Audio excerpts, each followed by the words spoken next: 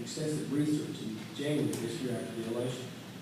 And he came up with the numbers that it would have taken Mitt Romney to win the election by how many Hispanic votes he would have needed to win this election. You know what that number is? No. Does anybody know that number? 73% of Hispanic voters had to turn out to vote for Mitt Romney for him to win that election. The most votes that any president has ever gotten is 24% of voting. The question I have for you is, do you think the Hispanic voter, do you know what the Hispanic voter wants from you? I think so, but I get involved in the community. And one thing too about what we're doing terrible as a party is get a message out to these mixed Americans. And we have the right message for Hispanics. I mean, most of these, they're hard workers, strong family, strong faith. Those are our values. And the Democrats have hijacked them and taught them that they're their party of prosperity. We're that party. Now, how we do that is engage, talk to them, speak to them, let them see our values. I've been Univision twice. We get to, I was on there last week.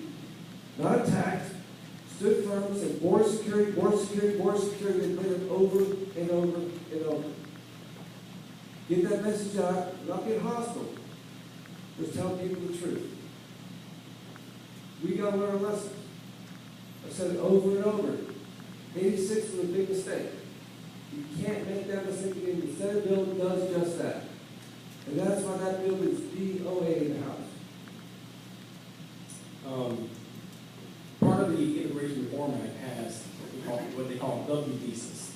These are for those workers who are lower wage workers, housekeepers, landscapers, construction workers.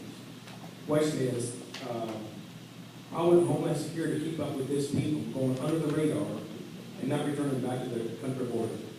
The way to do that is the verify system, where employers have to be verified somebody's here legally as part of employment, give them a job. I mean, that's what we drive the job market. This is us. But first, before we do that, we have to get the border security. So we stop the problem here freezing and start dealing with what we have here in America. Right now, it never ends. It just keeps coming across and coming across and coming across.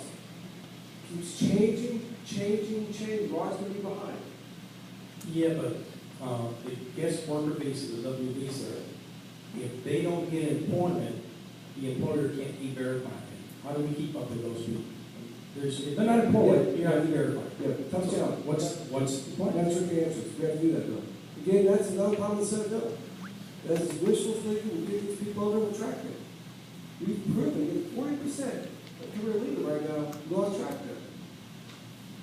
The first step is control borders. And don't forget the northern border. It's a bigger border. More people are going across from the south, but sometimes they'll just come through further north. One thing about our southern borders, too, we should be really concerned about is Iran. Raise your hand if you know that 2 years ago it came out that Iran has drug cartels on speed dial. They tried to engage in a plot to kill the Saudi ambassador in D.C. So Iran, trying to nuke weapon, is having conversations with people who are pros to come across our border. Again, another reason why we have to get control of our borders, pretty simple. That has to be the first step. I know it sounds like a broken record, but we made huge mistakes back in '86. The things we're trying to fix today happened because of those mistakes. And the Senate bill repeats them over and over again. Okay, I have two quick questions. We're going to close. I don't have much time.